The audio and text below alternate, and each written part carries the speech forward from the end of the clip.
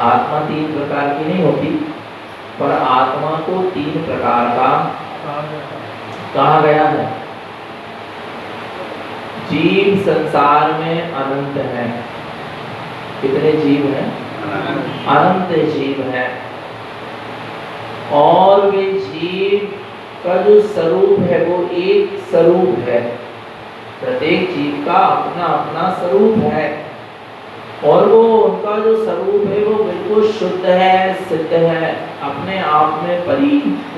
प्रत्येक जीव अपने आप में परिपूर्ण है, शुद्ध है। परंतु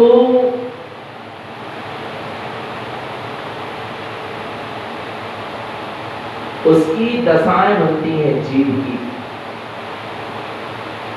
क्या बनती है? दशाएं बनती हैं। एक ही जीव की तीन दशाएं बन जाती हैं। कैसी कैसी बन जाती है देखेंगे। गाथा क्रमांक 47। आत्मा त्रिविधि प्रोक्तं च पर्वन्तर्बहिरप्पयम् परिणामं जं चातिष्ठन्ते तस्यास्ति गुणसंयुतम्। आत्मा त्रिविधि प्रोक्तं च। आत्मा त्रिविधि प्रोक्तं च। आत्मा तीन प्रकार की प्रोक्तम माने कही गई है, होती नहीं है, कही गई है।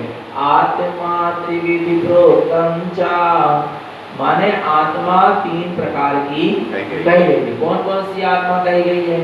परु अंतरु बहिरप्पयम्। परु माने परमात्मा, अंतरु माने अंतरात्मा और बहिरप्पयम् माने बहिरात्मा। कितनी हो गई है? तीन हो गई। कैसे पहचाने कि कौन बहिरात्मा है, कौन अंतरात्मा है और कौन परमात्मा है? इनकी पहचान कैसे होगी? परमात्मा की, अंतरात्मा की और बहिरात्मा की। हम किससे पहचानेंगे? पहचानने के लिए हमें क्या चाहिए? क्या किसी आकार से बहिरात्मा, अंतरात्मा, परमात्मा की पहचान होगी? क्या किसी बाहरी भेद से परमात्मा, अंतरात्मा, बहिरात्मा की पहचान होगी? कैसे होगी पहचान? उनके शरीर से, रूप से, रंग से, आकार से, प्रकार से, इनसे क्या हमको पहचान होगी? किससे होगी पहचान? अंतरात्मा, परमात्मा या बहिरात्मा, इनकी पहचान हमें होगी किन से? उसके लिए गुरुदेव देखो क्या कहते हैं। परिणामं जं चातिष्ठन्ते तस्यास्ति गुणसंयुतम्। कैसे पहचान होगी? परिणामं जं चातिष्ठन्ते। जीव जिस परिणाम में तिष्ठेगा,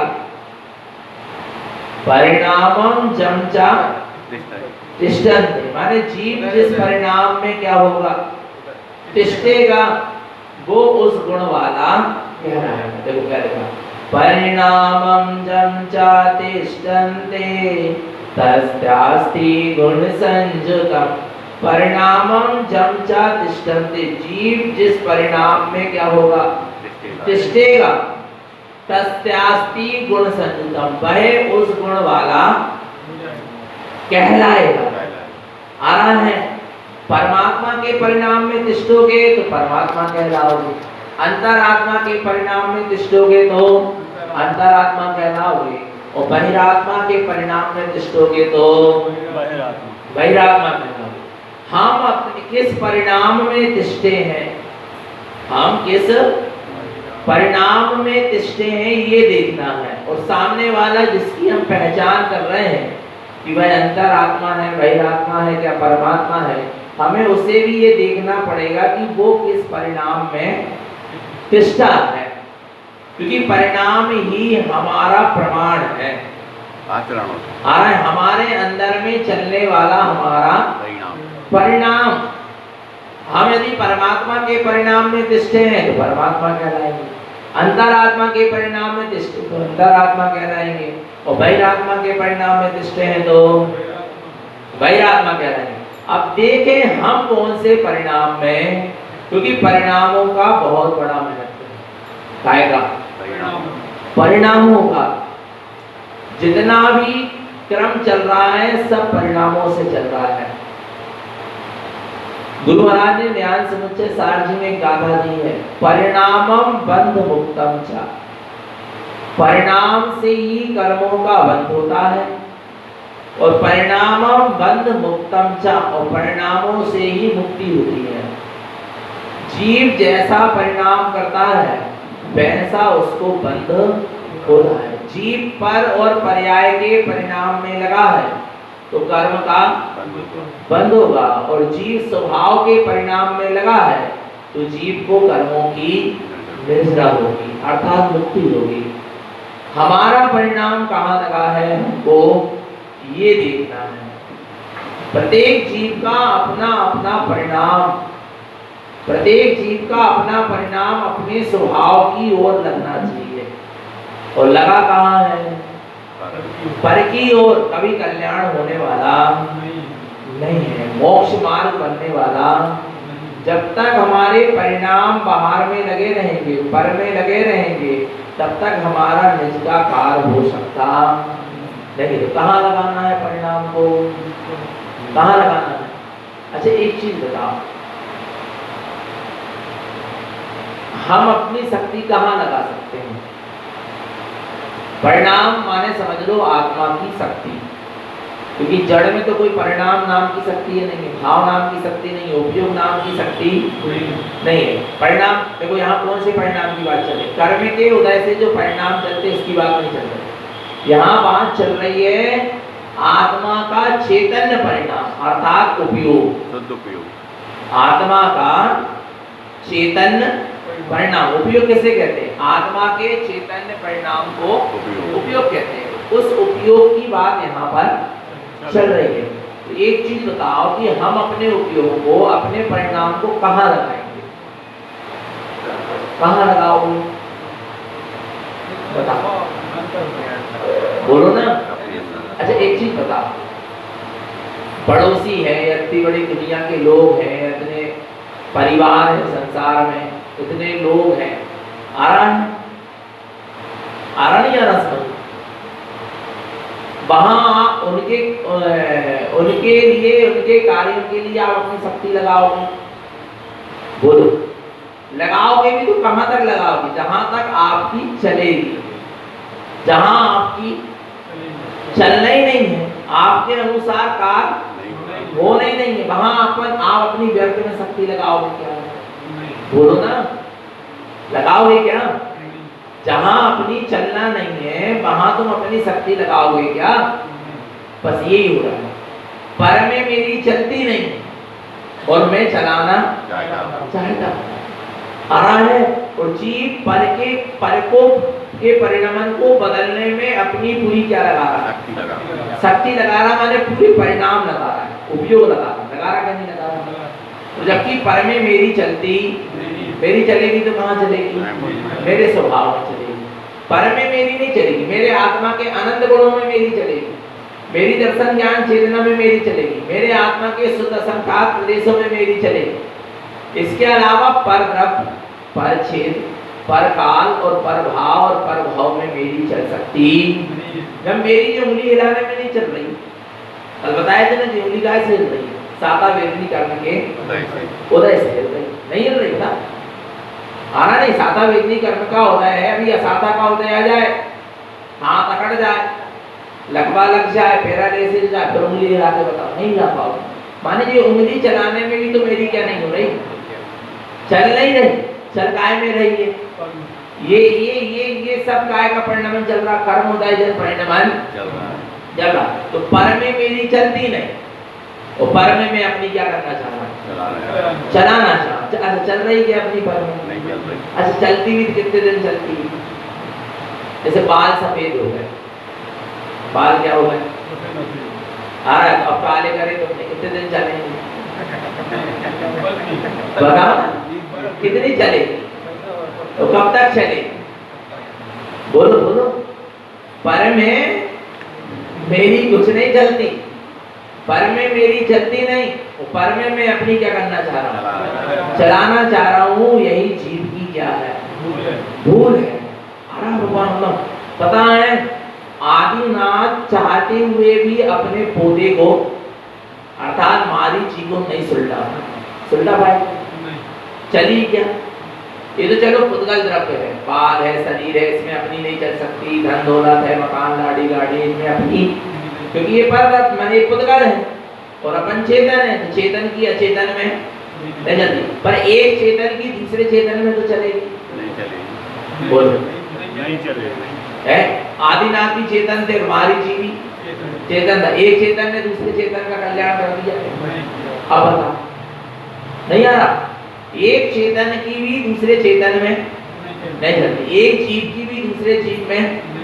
अब हम भी प्रवचन कर रहे हैं, उपदेश दे रहे हैं और सोचने का कारण ये सामने वाले जीव क्या हो जाए, सुलट ही जाए, सुलट ही जाए और सुलट जाए, बहुत अंतर है। सुलट ही जाए और सुलट जाए, कितना अंतर है। सुलट ही जाए मैं कर्तव्य पढ़ा आया नहीं है समझ। अच्छा, आप इतने लोग चिकवाणी सुन रहे हैं तो हम आपको सुलटा सकते हैं नहीं। आपका स्वयं का उपादान ही आपको स्वयं को क्या करेगा, सुलटाएगा। आपका स्वयं का सिद्धांत, स्वयं का ज्ञान, स्वयं का चारित्र, स्वयं की भावना, स्वयं की रुचि ही तो आपको क्या करेगी, सुलटाएगी। मैं इसमें क्या कर सकता हूँ, मैं कुछ नहीं कर सकता। आ रहा है उपदेश देना मेरे परिणमन में लिखा है तो उपदेश हो रहा है, परिणमन में लिखा है तो उपदेश हो रहा। आ रहा नहीं आ रहा, सुलटाने के लिए नहीं हो रहा, क्या के लिए हो रहा है। अच्छा, ये उपदेश कैसे हो रहा है, ये उपदेश कैसे हो रहा है, दो चीजें हैं।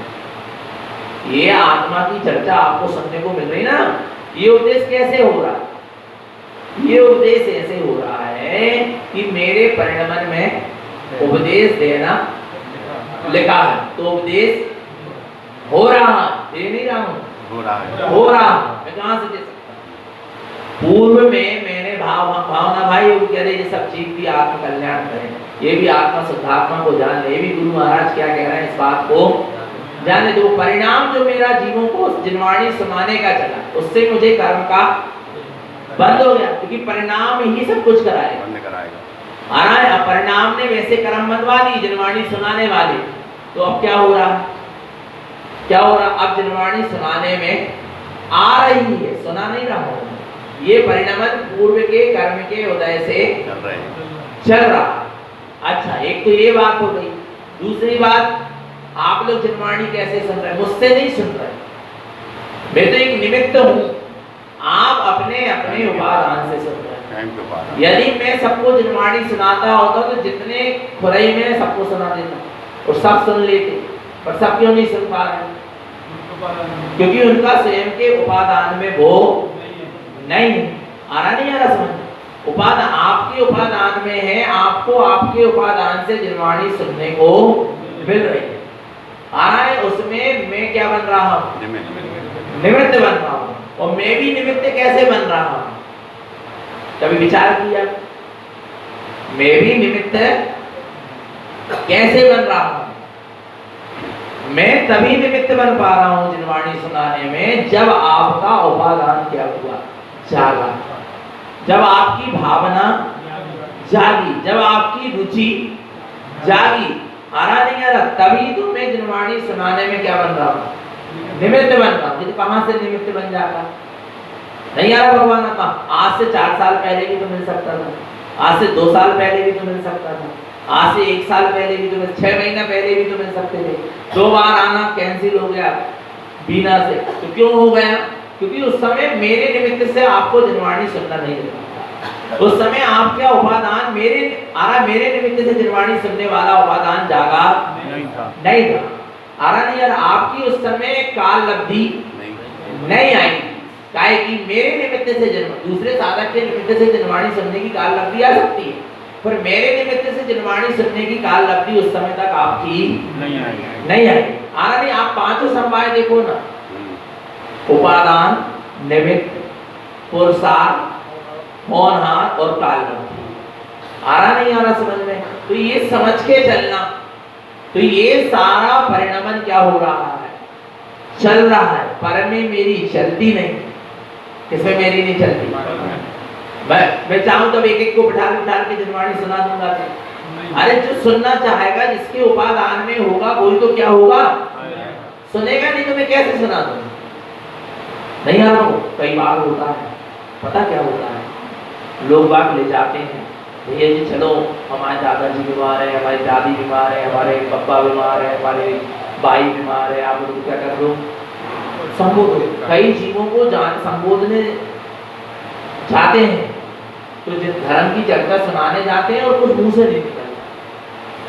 चाह रहे मन में भाव चलते इस जीव को क्या कर दे, सुना दे, इसको आत्मा शुद्ध आत्मा की बात बता दे, तथ्य की चर्चा सुना दे, पर निकलते जो नहीं बात। कई बार ऐसा लगता है कि अपन भेदभाव तो नहीं कर रहे, किसी को सुना रहा है किसी को नहीं सुना रहा है, पर ऐसा होता अधिकांश। कई बार ऐसा ही होता, निकलते जो नहीं बात। कई बार कई चीज आते हैं, अरे ऐसा तो हम बता रहे हैं आपको, ईमानदारी की बात बता रहे हैं और अपनी गलती भी हो सकती है। कई जीव आए मौन रहता, क्या रहता है, कई बार मौन रहता। कोई जीव आया कुछ प्रश्न पूछा, कुछ जिज्ञासा रखा तो क्या है, नहीं बोले। और कई बार क्या हुआ, कोई जीव आया और हमने क्या कर दिया, मौन तोड़कर भी उपदेश दे दिया। तो कैसे दे दिया? फिर ऐसा लगता है कि अपना राग भाव तो नहीं था, पर जिससे जानने पहचान नहीं, जब राग भाव उससे रहे कि जान पहचान वाला, पर अपने आप उपदेश देने के क्या हो गए, तो क्यों हो गए? उसके उपादान में शक्ति थी। हाँ, शक्ति थी उतनी, पता है।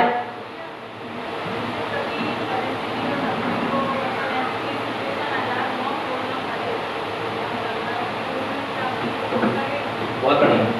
कभी कोई ऐसी स्थिति आ जाए और मौन खोलना पड़े तो संबोधन के लिए, आत्म संबोधन के लिए, बहुत ऐसी स्थिति, अपने मौन रहने से बहुत बड़ा गलत काम हो सकता है या जीव का मार्ग रुक सकता है, और अपने मौन खोलने से जीव का मार्ग बन सकता है, सुलट सकता है। तो मौन खोल लेने में कोई दोष नहीं है, पर फिर भी साधक फिर उसका प्रतिक्रमण प्रायश्चित कर लेना है।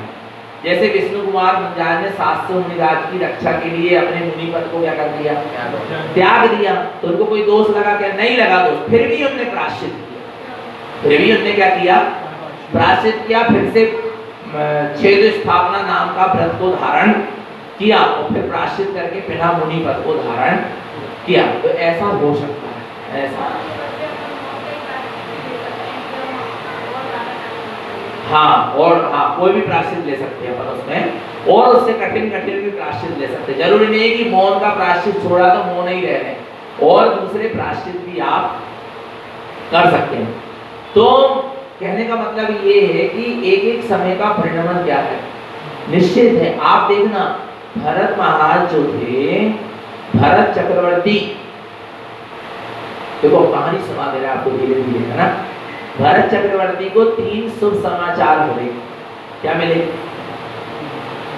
भरत चक्रवर्ती को 3 शुभ समाचार मिले। एक समाचार तो ये मिला, पूरी राजसभा लगी हुई थी, सारे प्रजा मंत्री सब पूरी राजसभा लगी हुई थी। उसी समय मंत्री आया और मंत्री ने बताया कि राजन, बड़ा ही शुभ समाचार है, 3 शुभ समाचार एक ही दिन आपको सुनने को मिल रहे हैं, और सारे शुभ समाचार आपसे ही संबंधित हैं। तो बोलने लगे बताओ कौन कौन से समाचार हैं। तो मंत्री ने बताया, सुनो राजन, आपको पुत्र रत्न की प्राप्ति हुई है। क्या हुई है? क्या हुई है? पुत्र रत्न की प्राप्ति हुई है। पर भरत महाराज के चेहरे में कोई प्रसन्नता, कोई आनंद की लहर नहीं। 96,000 रानी, ऐसे कई पुत्र थे, महाराज कोई प्रसन्नता नहीं, कोई आनंद नहीं आ रहा है। और फिर समाचार मिला, बोले दूसरा बताओ। दूसरे समाचार ये था कि आपके अयोध्यशाला में चक्र रत्न की आपको प्राप्ति हो गई। कौन से रत्न की? चक्र रत्न उनको मिल गया, जिससे उनको अब 6 खंड को क्या कर सकते हैं, जीत सकते हैं, उस पर विजय प्राप्त कर सकते हैं। पर उसको भी सुनकर कोई प्रसन्नता नहीं, कोई आनंद नहीं। विचार करना, कोई आनंद नहीं, क्योंकि इनको पता था मैं चक्रवर्ती पद का धारी, एक दिन तो ये होना ही था, मिलना ही था चक्र रत्न, और मिल भी गया तो क्या एक झटके में क्या हो जाएगा, छूट जाएगा। पुण्य के उदय से मिला, पाप के उदय में क्या हो जाएगा, छूट जाएगा। कोई बहुत बड़ी चीज नहीं मिल रही। और अपन होते घर में मोटरसाइकिल आ जाए तो हैं, बोलो ना, बोलो बोलो, विचार करो। कोई भी चीज आ जाए तो, नया मोबाइल ही आ जाए तो, जबकि वो पाप की डिबिया है, नहीं है। जितने भी भौतिक संसाधन है सब पाप की डिबिया है, नहीं है। पाप ही बंद हो रहा ना उनसे, और कहाँ जाना है उससे। तुम टीवी ले लो, मोबाइल ले लो, एलसीडी ले लो, कंप्यूटर ले लो, लैपटॉप ले लो, चाहे तुम एसी लगवा लो, कूलर लगवा लो, गीजर लगवा लो, जितने भी भौतिक संसाधन है, इतनी वीआईपी व्यवस्था कर लो, भर लिफ्ट लगवा लो, कछु कर लो, सब में हिंसा है, सब में भोग है। भगवान आत्मा सब दुर्गति के कारण है।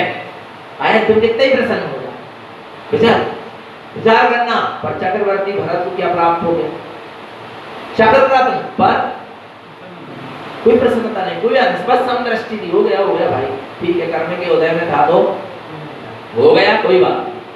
क्योंकि पुण्य और पाप के उदय से जो भी सामग्री, जो भी सुख दुख सम्यक दृष्टि ज्ञानी को क्या होते हैं, मिलते हैं, उन पर सम्यक दृष्टि ज्ञानी की समदृष्टि होती है। कैसी दृष्टि होती है, समदृष्टि माने समान दृष्टि होती है, उसमें राग देश नहीं होता, उसमें वो अपने तरफ से सुखी दुखी नहीं। अब आगे बोले तीसरा समाचार सुना। जैसे तीसरा समाचार मंत्री ने सुनाया, भरत चक्रवर्ती अपने सिंहासन से उठ गए। क्या हो गए, खड़े हो गए। तीसरा समाचार सुनते ही, और जैसे ही तीसरा समाचार सुनते ही वो चक्रवर्ती अपने सिंहासन से खड़े होकर 7 कदम आगे चले। कितने कदम, 7 कदम आगे चलते हैं।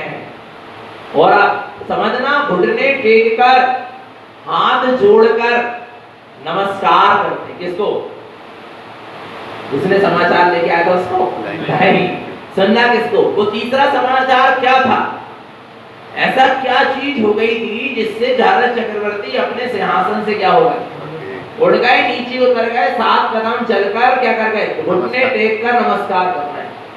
पता वो तीसरा समाचार क्या था, हे भरत महाराज, आ रहा है मुनि आदिनाथ को केवल ज्ञान हो गया। किसको, आपके पिता नहीं, किसको, मुनि आदिनाथ को क्या हो गया, केवल ज्ञान हो गया, उनके समोसरण की रचना हो गई। और ऐसे केवल ज्ञानी परमात्मा की उनको महिमा है। जिस केवल ज्ञान के लिए वो तरस रहे थे, वो केवल ज्ञान आदिनाथ को क्या हो गया, प्रकट हो गया। वो केवल ज्ञान की महिमा है, उनको शाश्वत विभूति की महिमा है। चक्र रत्न और पुत्र रत्न की विभूति तो सब क्या थी, छूट जाने वाली थी। आ रहा है, और 7 कदम आगे चलकर वो क्या करते हैं, केवल ज्ञानी परमात्मा के केवल ज्ञान को क्या करते हैं, नमस्कार करते। भावना भाते कि वो दिन कब आए जब मुझे भी ऐसी केवल ज्ञान रूपी लक्ष्मी प्रकट हो जाए। आ रहा है, शाश्वत विभूति मुझे मिल जाए। ये तो सब छूट जाने वाले हैं। वो पता है, मंत्री कहते हैं चलो राजन, पुत्र का मुंह देख लो। किसका, किसका मुंह देख लो, पुत्र का। भरत चक्रवर्ती कहते हैं ऐसे कई पुत्र के मुंह देखिए। आ रहा है, आहा, तो कहते चलो अयोध्या सारा में जो चक्र रत्न मिला है उसको तो कम से कम क्या कर लो, देख लो, उस चक्र रत्न की जो प्राप्ति है। नहीं, बोले सबसे पहले कहाँ चलेंगे, भगवान के समवसरण में चलेंगे। कहाँ चलेंगे, भगवान के समवसरण में चलेंगे। और सारी प्रजा के साथ, मंत्री गण के साथ भरत चक्रवर्ती कहाँ जाते हैं, सबसे पहले भगवान के समवसरण में जाते हैं। भगवान आदिनाथ के केवल ज्ञान की आराधना करते हैं और उनकी दिव्य ध्वनि को सुनते हैं। जिसको जिसका महत्व होता है वह उसको समय से समय देता है, और सबसे पहले समय देता है। क्या, जिसका क्या होता है, महत्व होता है, वह उसको सबसे पहले समय देता है और समय से समय देता है। जिसको धन दौलत का महत्व है ना, वो समय से दुकान खोले, समय से महत्व देगा।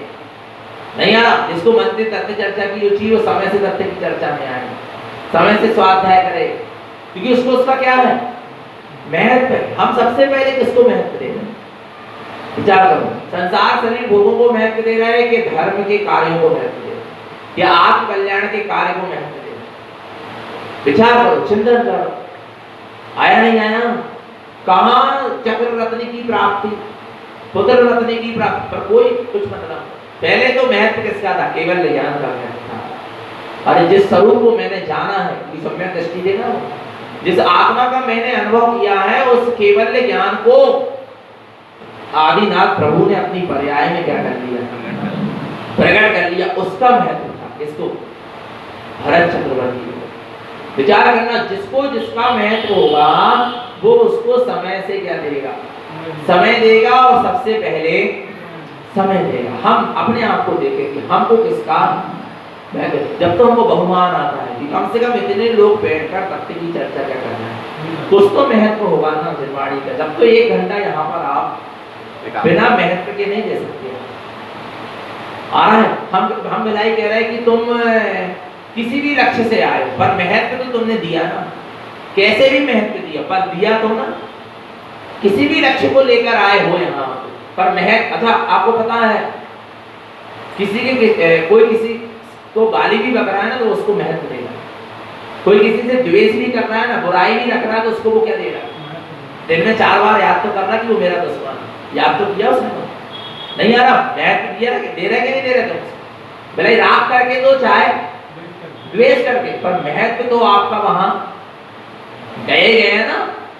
नहीं आ रहा भगवान, महत्व समझ में आ रहा कि नहीं? अपनी महत्व देना माने अपनी शक्ति का वहां लगना। तो आपका उपयोग वहां गया कि नहीं गया? बिलाई उससे आपका वेर विरोध है, बिलाई आपकी उससे दुश्मनी है, आ रहा नहीं? बिलाई आपका उससे विरोध चल रहा है, वो तुम्हारा दुश्मन है, शत्रु है, फिर भी आपको 4 बार उसका क्या आ रहा है, ख्याल आ रहा है, बिलाई द्वेष भाव से आ रहा है, पर महत्व तो जा रहा है ना। शक्ति तो कुछ ना कुछ आपकी वहां लग रही है ना। ऐसे यहाँ पर आकर किसी बिलाई निर्माणी के महत्व से आ रहे हो, चित्यालय के महत्व से आ रहे हो, जिंदेश्वरा के महत्व, चाहे भैया जी के महत्व से आ रहे हो, चाहे समाज के दिखाने के लिए, पर आ तो गए, महत्व तो दे ही दिया ना। किसी ना किसी रूप में तो हमने महत्व अपना दिखला ही दिया, चाहे पूर्व के कर्म के उदय से यहाँ पर आकर बैठ, पर महत्व कहीं ना कहीं पड़ा। जब तो यहाँ आकर क्या किए, बैठे हो। तो भरत चक्रवर्ती को किसका महत्व था, आ रहा है, अपने आत्म स्वभाव का महत्व था। और ऐसे आत्म स्वभाव की पूर्ण दशा को जिन्होंने प्राप्त कर लिया, ऐसे केवल ज्ञानी आदिनाथ का महत्व था। इसलिए कहते सबसे पहले कहाँ चलेंगे अपन, समासरण। आप लोग एक प्रश्न उठ सकता है कि यहाँ पुत्र रत्न की प्राप्ति और वहां भी भगवान के कहाँ पहुंच गए, समासरण में पहुंच गया, क्या उनको सूतक नहीं लगा? और ये अगर शोर हो गई ना, तो क्या उनको सूतक, ध्यान से समझना, देश काल परिस्थिति सब समझना पड़ेगी, द्रव्य क्षेत्र काल भाव और भाव को समझना पड़ेगा। वो चौथा काल, कौन सा काल था? चौथा काल था। वज्र नराज सहनन शरीर था। लक्ष्मण की लाश को रामचंद्र जी 6 महीना कंधे में लेकर क्या करते रहे, तो भी वो सड़ी नहीं, गली नहीं, उसमें से बदबू नहीं आई। और यहाँ अभी पंचम काल का असह पाठिका नाम के सहनन वाला क्या है, औदारिक शरीर है, जो तो मरने के पहले ही क्या होने लगा, क्षीण होने लगा, गलने लगा, सड़ने लगा, बेडशीट हो जाते, जे हो जाते, नहीं होना जा रहा। भगवान आ रहा नहीं आ रहा, इसलिए सूतक और पातक लगता आ रहा है। तो वहां पर ऐसी व्यवस्था नहीं थी। दूसरी बात, 63 सलाका के महापुरुषों को सूतक पातक नहीं लगता। किसको? 24 तीर्थंकर, 12 चक्रवर्ती, 9 नारायण, 9 पति नारायण और 9 वनवत आ रहा है। इनको सूतक पातक नहीं लगता। पर अपन ये सोचें कि भरत चक्रवर्ती भगवान के समोसरण में पूजन आराधन करने चले गए और घर में पुत्र रत्न की क्या हुई थी, तो अपन भी ऐसे ही करने लगे, तो ये स्वच्छंदता है। इस सिद्धांत को समझो। आ रहा नहीं, काल, द्रव्य क्षेत्र काल भाव सबकी अपनी अपनी मर्यादा और वो किस दशा में बैठे थे और आप किस दशा में बैठे हैं, आपको पहले ये करना पड़ेगा, सोचना विचारना पड़ेगा। हर चीज की अपनी अपनी एक क्या होती है, सीमा होती है, मर्यादा होती है। आया आप इतना पुण्य कमा लो कि आप चक्रवर्ती हो जाओ, फिर आपको शूद्र पातक नहीं मिलेगा। आप इतना पुण्य कमा लो, इतना धर्म ध्यान करो कि आपका 63 सदाका के पुरुषों में गिनती आ जाए, तो फिर आपको शूद्र पातक नहीं लगेगा। अभी आपको हीन शरीर भी मिला है, सहनन शरीर का सहनन भी हीन मिला है, आ रहा है। आपको पंचम का काल भी हीन मिला है, पंचम काल मिला है। आपके परिणामों की भी उतनी उत्कृष्टता नहीं है, और आप सोचो कि हम चक्रवर्ती जैसे रह लें, तो फिर तो आप अपने में दोष लगा है। जिनवाणी को समझो, पर जिनवाणी किस अपेक्षा से कौन सी बात कह रही है, उसको भी हमको क्या करना पड़ेगा, समझना पड़ेगा। अब क्या हुआ, वो तो भगवान के समोसरण में जाकर सबसे पहले भगवान की पूजा आराधना वंदना करी और भगवान की दिव्य ध्वनि को उन्होंने कर लिया, सुन लिया। और सुनने के बाद जब वो घर लौट कर आए, वो हाँ वाणी में क्या आया, भगवान की वाणी में आया, हे भरत, आदिनाथ प्रभु की वाणी में आ रहा है, हे भरत, जिस पुत्र रत्न की तुझे आज क्या हुई है, प्राप्ति हुई है, वो पुत्र रत्न कोई साधारण पुत्र नहीं है। वह पुत्र 8 वर्ष में ही जिनलिंग को धारण करके, जिनलिंग समझते मुनि पद, वो 8 वर्ष में ही मुनि बनकर और 8 वर्ष में ही केवल ज्ञान को प्राप्त कर। किसको? कौन?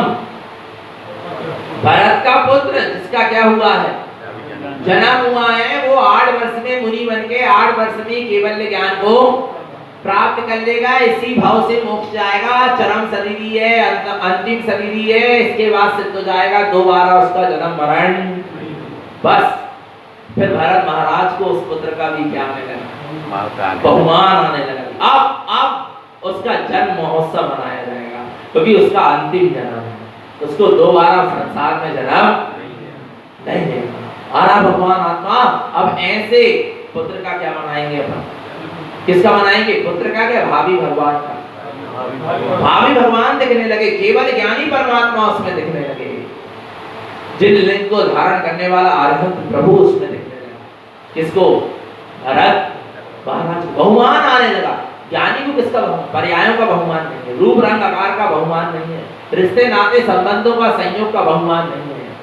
ज्ञानी को बहुमान किसका होता है, आत्मा के गुणों का होता है, आत्मा का होता है, स्वरूप का होता है, स्वभाव का बहुमान होता है। बस भरत ने जाकर फिर उस अंतिम जन्म है, वो वास्तव में जन्म महोत्सव यदि आपको अपना बनाना ही है, मनाना ही है, तो ऐसा काम करो कि आपका अंतिम जन्म आ रहा है, तो आपको मनाना नहीं पड़ेगा, फिर दुनिया तुम्हारा जन्म महोत्सव क्या करेगी, मनाई। आ रहा है जिन आज्ञा, यदि आप वास्तव में जिनेंद्र भगवान की आज्ञा में चलने वाले हो, जिन शासन को मानने वाले हो, तो आप अपना जन्मदिन नहीं मना सकते। आ रहा है जिन धर्म, जिन शासन, जिनेंद्र भगवान सिर्फ उसी को आज्ञा देते हैं जन्म महोत्सव की, जिसने जन्म मरण का अंत कर दिया है, उसका ही सिर्फ जन्म। और उसके आगे आप अपना जन्म महोत्सव मना रहे हो, तो आप तीर्थंकर के शासन की अवहेलना कर रहे हो। किसकी? तीर्थंकर के शासन पर अवर्णवाद कर रहे हो, अपनी आत्मा में कर्मों का बंद कर रहे हो। कि सिर्फ जन्म महोत्सव जिनने जन्म मरण के अंत की कला को प्रकट कर लिया है, अर्थात सम्यक दर्शन को प्राप्त कर लिया है, और ज्ञानी जीवों का ही जन्म महोत्सव मनाया जाता है। जो कोई अनादिकाल की घिसी पिटी जिंदगी जी रहा है, मिथ्या अज्ञान विज्ञान राग देश में बार बार जन्म ले रहा है, और उसी राग देश मिथ्या अज्ञान विज्ञान में बार बार मरण कर रहा है, उसका क्या जन्म है? उसने ऐसी कौन सी चीज पाली कि हम उसका महोत्सव मनाएं?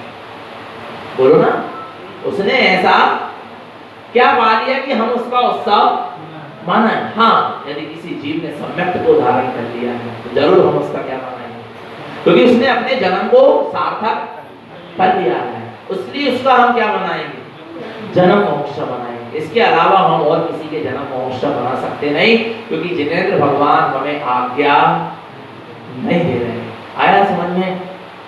आगे अब बहुत उत्साह से भरत चक्रवर्ती ने भावी भगवान जो 8 वर्ष में केवल ज्ञान को प्राप्त कर लेगा ऐसे पुत्र की क्या कराया, जन्म महोत्सव मनाया। और इसके बाद अब एक चीज बची है, क्या, चक्ररत्न की प्राप्ति हुई है। मंत्री याद दिलाते हैं किसको, किसको, भरत चक्रवर्ती को, आप कुछ भूल रहे हैं। आप क्या कर रहे हैं, कुछ भूल रहे हैं, आप अपने कर्तव्य को भूल रहे हैं। आप चक्रवर्ती हैं, आपको 6 खंड को जीतने जाना है। आपकी अयोध्यशाला में चक्र रत्न की आपको प्राप्ति हो चुकी है। आप उस चक्र रत्न को लें और 6 खंड को जीतने चले, दिग्विजय की यात्रा में चले। खाएगी दिग्विजय, 10 दिशाओं को भगवान आत्मा चक्रवर्ती 6 खंड का पूरी पृथ्वी में राज करता है। इतना पुण्य होता है, पर उसको उसका भगवान, उसको भगवान किसका होता है, अपने चैतन्य से, क्योंकि उसको पता है ये पृथ्वी किसी की नहीं हुई, कोई भी इसमें राज कर ले, कोई शाश्वत नहीं रहा, नहीं आ रहा भगवान का, नहीं आ रहा। तो क्या कह रहे हैं भरत चक्रवर्ती, कहते चलो क्या करें, वो मजबूरी थी। आ रहा है बोल के कर्म के उदय में लिखा था, तो चक्र रत्न को लेकर 6 खंड को जीतने क्या करने लगते, जाने लगते हैं। तब उनकी माता नंदा सुनंदा आ रहा है, अर्थात आदिनाथ की, राजा ऋषभदेव की रानियां, किसकी, भगवान आदिनाथ की नहीं, राजा ऋषभदेव जो भरत के क्या थे, पिता, उनकी पत्नी कौन, नंदा और सुनंदा आ रहा है। वो कहते हैं कि अब मैं जब क्या करने जा रहा हूँ, चक्र रत्न को जीतने जा रहा हूँ, तो मैं अपनी माता जी को क्या करूँ, प्रणाम करके जाऊं। तो भरत चक्रवर्ती अपने माता की प्रणाम करके आज्ञा लेके चक्र रत्न को क्या करने जाते हैं, जीतने जाते हैं। उस समय भरत चक्रवर्ती के आंखों में आंसू थे। क्या थे, आंखों में आंसू थे।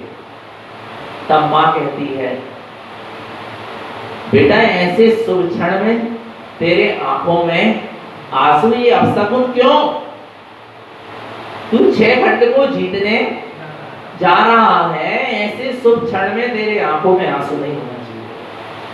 आ रहा है, तब पता है भरत चक्रवर्ती अपनी मां से कहते हैं, नहीं मां, तुम्हारा भरत अभागा है, अभागा। क्या है, कौन कह रहे हैं, किसको, किसको, जिसकी 6 खंड चक्र रत्न की प्राप्ति, 96,000 रानी है, विचार करना। और फिर क्या साथ में 14 रत्न 9 निधि, हरा भगवान आत्मा, इतना वैभव जिसके पास, वो क्या कह रहा है कि मां तेरा भरत क्या है, अभागा है। हम किसमें अपना भाग्य मान रहे हैं, विचार करो। थोड़ी सी धन दौलत इकट्ठी कर ली, स्त्री पुत्र परिवार संसार बढ़ा लिया, और अपन क्या सोच रहे हैं कि हमने, हमारा ये क्या है, बड़ा भाग्य। क्या है, बड़ा भाग्य। और सुनो, तो हमने एक जन से पूछा, कहने लगे भैया जी गुरु महाराज की बड़ी कृपा है। कौन की, तो मैंने कहा काय की, ऐसी कौन सी कृपा होगी, मैंने कहा वो सम्यक दर्शन होगा जरूर, क्योंकि गुरु महाराज की बड़ी कृपा हो सकता है। तो मैंने कहा आप धन्य हो गए, आपको सम्यक दर्शन हो गया। बोले किसने कहा, आप ही ने तो कहा कि गुरु महाराज की बड़ी कृपा, तो गुरु महाराज की बड़ी कृपा है, बस सम्यक दर्शन भाई होगा वो आपको। नहीं नहीं नहीं, बोले गुरु महाराज की क्या कृपा है कि हमारी बहू आ गई। नहीं आ गई समझ में, आ गई, कौन की कृपा से आ गई है, विचार करो। भगवान होते 96,000 रानी, तो भी वे कह रहा है मैं अभागा, और इतने जो आई है वह रानी भी नहीं है, ढंग की। आज भगवान आत्मा कह रहा है हमारा बड़ा क्या है, भाग्य। विचार करो भगवान, तुम अपना भाग किसमें मान रहे हो? हैं? नहीं आ रहा समझ में? किसमें भाग मान रहा है जी? क्षणभंगुर नाशवान पर संयोगों को इकट्ठा कर लिया, वो भी किया नहीं है तुमने, वो तो तेरे पुण्य के उदय से तुझे थोड़ा बहुत शुभ संयोग मिल गया और उसी में तू क्या मानने लगा? अरे भाग्य मान अपने आप को इससे मान के हमको रोज जनवाणी सुनने को मिल रही, जिनदेशना सुनने को मिल रही, स्वाध्याय करने को मिल रहा, आत्मा सिद्धात्मा की चर्चा सुनने को मिल रही, मैं स्वयं भगवान हूँ, ये बात सुनने को मिल रही। ये हमारा क्या है? भाग्य है। हमारे जीवन में नियम है, संयम है, व्रत है, सदाचार है, ये हमारा क्या है? भाग्य। पर ये भाग्य नहीं समझ हमारा धन दौलत मकान गाड़ी इकट्ठी हो गई, हमारा भाग्य हो रहा गुरु महाराज बदनाम कि उनकी कृपा से, उनकी कृपा से कच्छु नहीं हो रहा। उनकी कृपा होती तो जंगलों में दिखते डाकने दिगंबर हमारा भगवान आत्मा समझना आया नहीं है समझ। तो भरत क्या कह रहा है अपनी माँ से कि माँ तेरा भरत क्या है? अभागा है। माँ कहती बेटा तू ऐसी कैसी बात कर रहा है, क्यों अभागा है, तू ऐसी बात क्यों कर रहा है? तो भरत कहते देखो माँ, नगर में भगवान का समोसरण लगा है और उनकी दिव्य ध्वनि फिर रही है, सारी प्रजाजन उनकी दिव्य ध्वनि सुनने जाएगी, उनके ज्ञान अमृत का पान करेगी, अपने आत्मा का कल्याण करेगी, अपने आत्मा को मोक्ष के मार्ग में लगाएगी, वीत रास्ता को धारण करेंगे। और मैं अभागा कहाँ राग रंग में 6 खंड को जीतने जा रहा हूँ, युद्ध के लिए जा रहा हूँ, हिंसा आदि कार्यों के लिए जा रहा हूँ, मैं अभागा हूँ। कभी लगता अपने आप को कि हम अभागा हैं? बोलो बोलो, नहीं लग रहा? बोलो ना भगवान आत्मा, विचार करना। अच्छा इतना तो सबको लगने लगा कि अब टाइम हो गया है, प्रवचन का नहीं पहुंच पा रहा है, भैया बड़े अभागे हैं। लगता कि नहीं लगता है? अरे आज का प्रवचन छूट गया, आज की करते चल जाए, जुड़ गई 15 मिनट की 20 मिनट, लगने लगा क्या नहीं लगता? यदि ऐसा लगने लगा है तो माने समझना सम्यक दर्शन की पात्रता अपने अंदर में प्रकट हो रही है, आत्म कल्याण की पात्रता अपने अंदर में प्रकट हो रही आ रहा है। और ये लग रहा है कि हम दुकान खोलने में लेट हो गए, ग्राहक लौट के ना चले गए, तो ये समझना कि अभी सम्यक दर्शन बहुत दूर है। आ रहा भगवान आत्मा समझना। अच्छा कोई कह रहा होगा हमारे पास तो दोनों चीजें भैया थी, हमें प्रवचन की भी लगा थे, दुकान की भी लगा थी, तो अभी वह मिश्र दशा है। कौन सी दशा है? मिश्र दशा है। हमें नहीं डगवा मोल देते भी और दोनों हाथ से लड्डू खाना चाह रहे हैं, ऐसा नहीं हो पाएगा। आ रहा नहीं आ रहा भगवान आत्मा, पर जो जितना कर ले रहा उतना ही बहुत है पंचम भाग में। पर समझना भरत चक्रवर्ती कह रहे हैं कि मैं क्या हूँ, बस इसलिए वो अपने आप को अभागा कह रहे थे।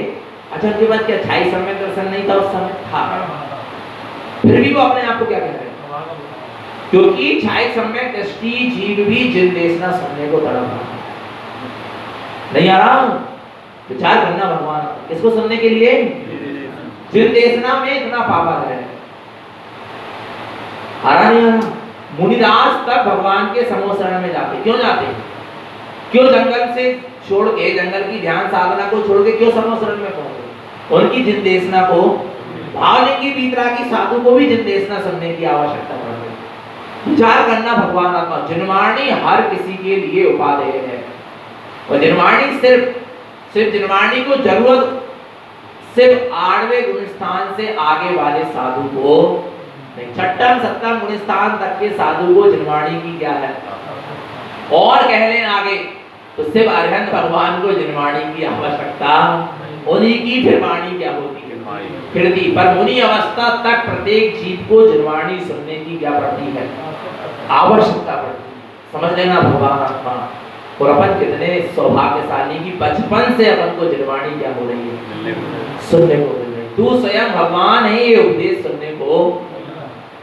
तो भरत अपने आप को अभागा से इसलिए कह रहे थे कि मैं भगवान की ज्ञानमयी अमृत का पान। उसकी मां कहती बेटा ऐसा नहीं है, आ रहा है तेरा कर्तव्य 6 खंड को जीतना। तब वो मां से कहते नहीं मां तुम बहुत भूल में पड़ी हो, 6 खंड को जीतना मेरा कर्तव्य नहीं है, अपने अखंड स्वभाव की साधना करना मेरा कर्तव्य है। हमको क्या कर्तव्य लग रहा है? बोलो। अखंड स्वभाव की, अपने चैतन्य आत्म स्वभाव की साधना करना मेरा क्या है? कर्तव्य है। इसके अलावा मेरा और कोई कर्तव्य नहीं है। आ रहा है फिर मां समझाती है, भरत तू दुखी मत हो, तू जा भगवान के समोसरण में आ रहा है, तू जा, तू प्रभु की वाणी को सुन के आ, फिर युद्ध के लिए जाना। कहने लगे मां इस समय भगवान की वाणी थोड़ी ना सुन रही होगी, 4 समय गिरती है और समय से ही गिरती है, आ समय में कभी भगवान की वाणी नहीं गिरती। पर मां कहती है तेरे धर्म का योग होगा, तेरा पुण्य प्रबल होगा तो भगवान की वाणी आ समय में भी क्या हो जाएगी, गिर जाएगी। भगवान की वाणी में कभी अंतराल नहीं आता। 4 टाइम की जगह 3 टाइम फिर जाए नहीं, बिलाई 4 टाइम की जगह 5 टाइम पे फिर सकती है, पर 3 टाइम कम नहीं हो सकती।